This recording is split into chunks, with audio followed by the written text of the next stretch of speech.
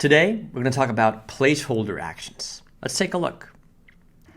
Placeholder actions are simple actions that don't really have any function. What you can do with them is map out how a journey would look like with simple text so that you know what you think you want this action to do. As an example, let's build a simple onboarding journey.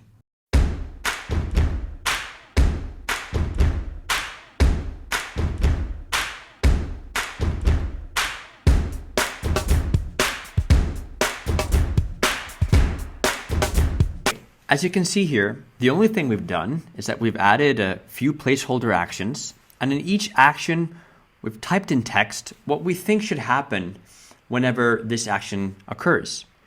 In the beginning, we just want to send out an onboarding form, ask a bunch of questions. Then once this is filled, we'd like it to create an employee contract filled out with all the details. Finally, once that form has been filled out and the contract's been filled out, the manager should get a copy of the contract and the manager should approve it.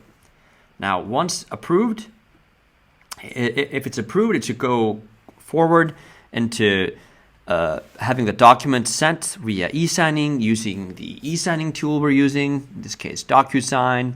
You get the picture. Now let's move on. Now, another thing to mention, you don't have to delete these text boxes. You can start to build the journey out while having the placeholders in place.